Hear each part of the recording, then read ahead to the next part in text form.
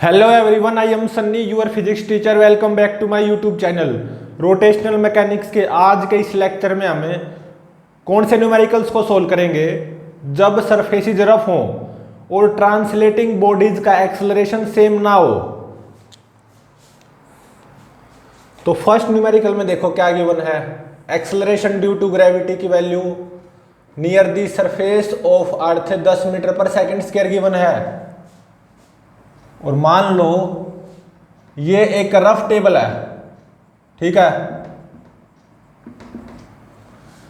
इस rough table के corner पे एक स्टेशनरी रियल पुली डिस्क लगी हुई है, ठीक है। क्या है ये? रियल पुली डिस्क स्टेशनरी, जिसका मास 1 kg है और रेडियस 10 सेंटीमीटर गिवन है, ठीक है। और यहां पे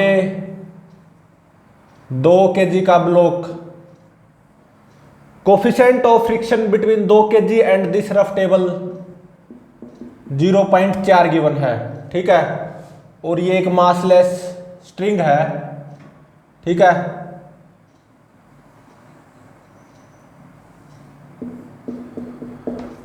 और ये एक मूवेबल रियल पुली डिस्क है,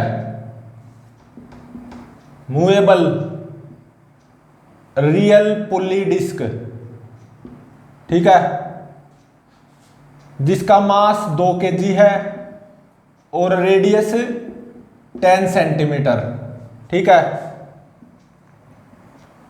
और ये 4 kg का ब्लॉक, ठीक है। तो क्या पता लगाना है इन दोनों ब्लॉक्स का एक्सेलरेशन, ठीक है। और इन दोनों पुलीज का angular acceleration, angular acceleration of both pulleys. और रस्सी के इस पोर्शन में टेंशन, इस पोर्शन में टेंशन, इस पोर्शन में टेंशन और इस रस्सी में टेंशन, मतलब टेंशन इन स्ट्रिंग्स, ठीक है। अब इसको सोल्व करते हैं। देखो, अगर ये टेबल स्मूथ होती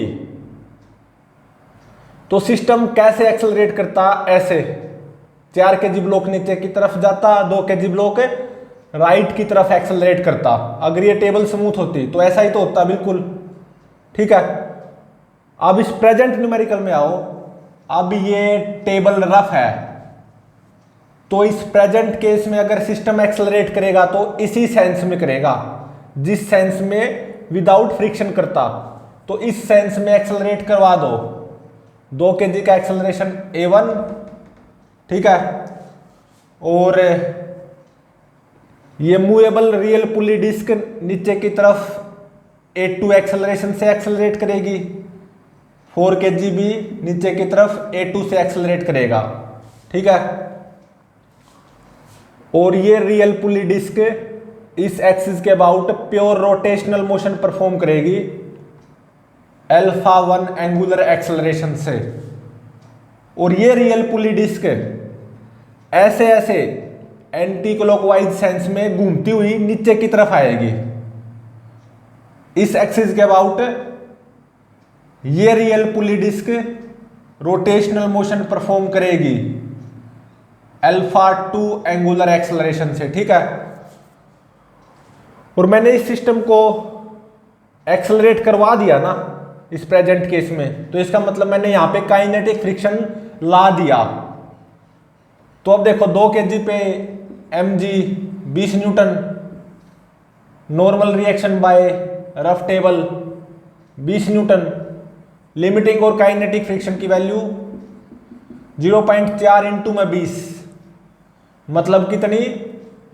8 न्यूटन। तो काइनेटिक फ्रिक्शन लगा दो by rough table on 2 kg block, कितना? 8 न्यूटन काइनेटिक फ्रिक्शन, ठीक है। और मान लो रस्सी के इस पोर्शन में टेंशन आएगी T1, इस पोर्शन में टेंशन T2, इस पोर्शन में टेंशन T3, इस पोर्शन में टेंशन T4, मतलब इस रस्सी में टेंशन T4, ठीक है। mg 40 न्यूटन, और इस रियल पुली डिस्क पे एक mg फोर्स भी आएगा, कितना 20 newton mg on real pulley disc, ठीक है। ये मूवेबल रियल पुली डिस्क है, ठीक है। तो अब देखो ये 2 kg ब्लॉक जितना इस तरफ चलेगा, ये रियल पुली डिस्क उससे आधा नीचे की तरफ चलेगी, मतलब फ्रॉम कंस्ट्रेंट रिलेशन A2 किसके बराबर आएगा, A1/2 के बराबर, ठीक है।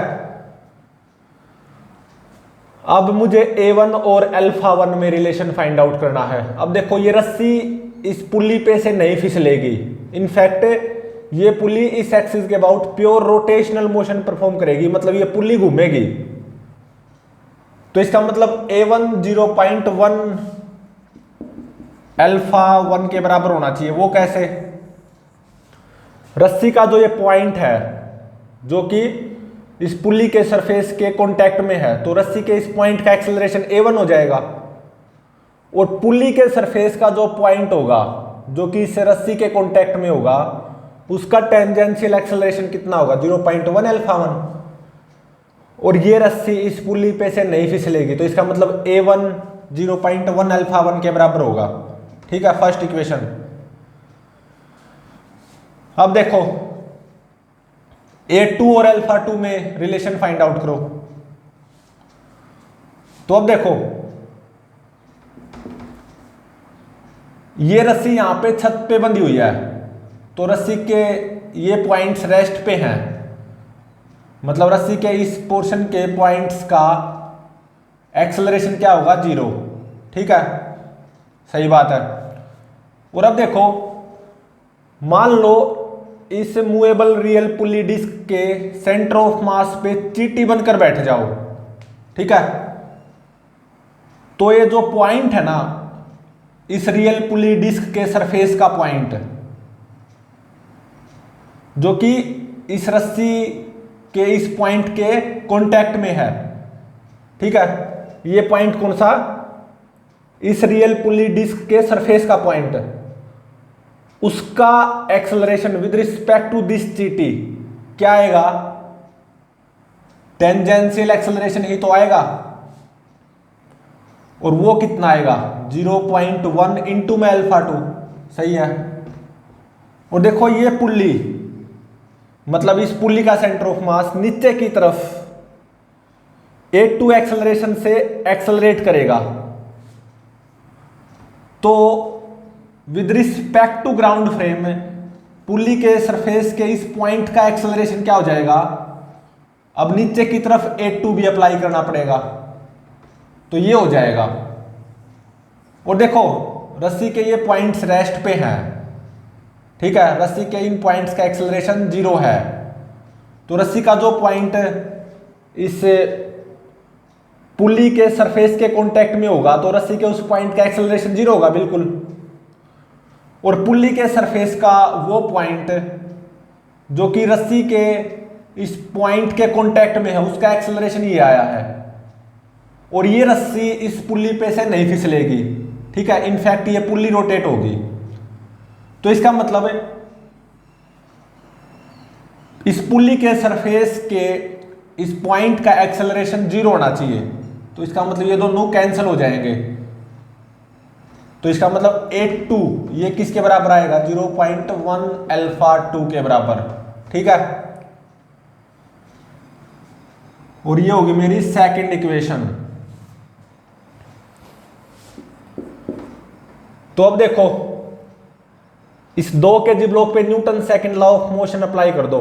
Net force T1 - 8 is equal to mass 2 acceleration A1, ये आ गई मेरी थर्ड इक्वेशन, ठीक है। और अब इस पुल्ली पे net torque is equal to I alpha apply कर दो, तो देखो ये pulley pure rotational motion perform करेगी इस एक्सिस के अबाउट α1 कांस्टेंट एंगुलर एक्सेलरेशन से, तो इस पुल्ली पे नेट टॉर्क क्लॉकवाइज सेंस में आना चाहिए। तो इस T2 टेंशन का टॉर्क क्लॉकवाइज सेंस में आएगा, इस T1 टेंशन का टॉर्क एंटी क्लॉकवाइज सेंस में आएगा, और इस पुल्ली पे नेट टॉर्क क्लॉकवाइज सेंस में आना चाहिए। तो वो कितना हो जाएगा, T2 इंटू में R माइनस T1 इंटू में R, या मैं बोलूँ T2 माइनस T1 इंटू में R 0.1 is equal to I alpha m R स्क्वायर डिवाइडेड बाय 2। ठीक है, अल्फा वन देखो कितना है, A1 डिवाइडेड बाय 0.1। ठीक है, ये 0.1 जब यहां पे आएगा तो 0.1 का स्क्वायर, तो 0.1 स्क्वायर से 0.1 स्क्वायर कैंसल। ठीक है, तो ये कितनी आ गई, T2 minus T1 is equal to A1 by 2। ठीक है, ये होगी मेरी फोर्थ इक्वेशन। अब क्या करो, इस पुल्ली पे net torque is equal to I alpha apply कर दो। तो देखो ये पुल्ली इस एक्सिस के अबाउट एंटी क्लॉकवाइज सेंस में अल्फा 2 कांस्टेंट एंगुलर एक्सेलरेशन से रोटेट करेगी। तो इसका मतलब इस पुल्ली पे net torque anti clockwise sense में आना चाहिए। T3 टेंशन का टॉर्क तो एंटी क्लॉकवाइज सेंस में होगा और T2 टेंशन का टॉर्क क्लॉकवाइज सेंस में होगा। तो इस पुल्ली पे नेट टॉर्क कितना आ गया, T3 इंटू में R माइनस T2 इंटू में R, या मतलब T3 माइनस T2 इंटू में 0.1 is equal to I into में अल्फा 2। आई कितना डिस्क का, m R स्क्वायर डिवाइडेड बाय 2 इंटू में अल्फा 2। तो अब देखो यहां से अल्फा 2 कितना आ गया, A2 डिवाइडेड बाय 0.1, सही है। और A2 किसके बराबर है, A1 बाय 2 के बराबर।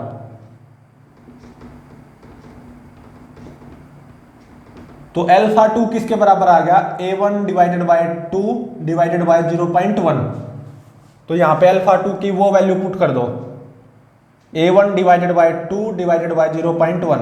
ये 0.1 यहां पे आ जाएगा तो स्क्वायर हो गया, 0.1 स्क्वायर से 0.1 स्क्वायर कैंसल। ठीक है, 1 2 से 1 2 कैंसल। तो T3 माइनस T2 ये कितना आ गया, A1 बाय 2 के बराबर। ये होगी फिफ्थ इक्वेशन। ठीक है, अब देखो ये जो पुल्ली है ना, इस पुल्ली का सेंटर ऑफ मास नीचे की तरफ A2 एक्सेलरेशन से एक्सेलरेट करेगा ना, तो इस पुल्ली के सेंटर ऑफ मास पे newton second law of motion apply कर दो। तो नेट फोर्स नीचे की तरफ आएगा कितना, 20 plus T4 minus T2 minus T3, मतलब minus T2 plus T3 is equal to mass 2, acceleration A1 by 2। ठीक है, ये होगी सिक्स्थ इक्वेशन। अब इस 4 kg ब्लॉक पे newton second law of motion apply कर दो। तो नेट फोर्स नीचे की तरफ कितना, 40 minus T4 is equal to mass 4, acceleration A2 किसके बराबर, A1 बाय 2 के बराबर। ये होगी सेवंथ इक्वेशन। अब क्या करो, सिक्स्थ और सेवंथ इक्वेशन को ऐड कर दो, adding sixth comma seventh equation. तो देखो plus T4 minus T4 cancel, 40 plus 20 60। ठीक है, 60 minus T2 plus T3 is equal to 4 plus 2 6 A1 by 2। तो मतलब ये कितना हो गया, 3A1। ये होगी एट्थ इक्वेशन। ठीक है, तो अब एक बार कौन सी इक्वेशंस पे गौर करो, थर्ड फोर्थ फिफ्थ और eighth equation. Third fourth fifth और 8th इक्वेशन। अननोन देखो क्या क्या है, A1 T1 T2 T3, यही तो है नोन, और 4 इक्वेशन है, 3rd 4th 5th 8th। इनको आप सोल्व कर सकते हो, 4 अननोन है, 4 इक्वेशन है। तो A1 की वैल्यू कितनी निकल के आएगी जब आप 3rd 4th 5th और 8th इक्वेशन को सोल्व करोगे? A1 की वैल्यू निकल के आएगी 88 divided by 17 metre per second square, ठीक है। और T1 की वैल्यू ये कितनी निकल के आएगी? 18.35 न्यूटन, ठीक है। और T2 की वैल्यू ये कितनी निकल के आएगी? 20.94 न्यूटन।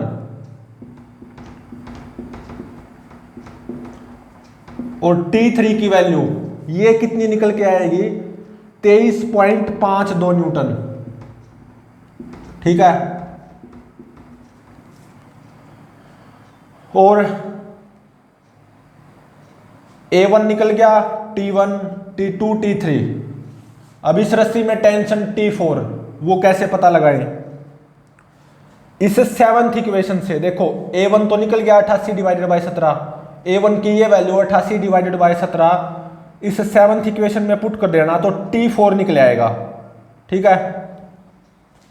तो T4 कितना निकल के आएगा? ये आएगा 29.64 न्यूटन, ठीक है। और अब क्या फाइंड आउट करना बाकी है? अल्फा 1 और अल्फा 2। अल्फा 1 कैसे निकलेगा? यहां से A1 डिवाइडेड बाय 0.1, A1 निकल चुका है, तो अल्फा 1 A1 डिवाइडेड बाय 0.1 ये निकल आएगा, कितना आएगा? 51.76 रेडियन पर सेकंड स्क्वायर। अल्फा 2 वो कहां से निकलेगा? A1 divided by 2 divided by 0.1, ठीक है। तो अल्फा 2 किसके बराबर आएगा? अल्फा 1 डिवाइडेड बाय 2 के बराबर। और ये कितना आएगा? 25.88 रेडियन पर सेकंड स्क्वायर, ठीक है। और A2 वो किसके बराबर आएगा? A1 बाय 2 के बराबर, मतलब 88 डिवाइडेड बाय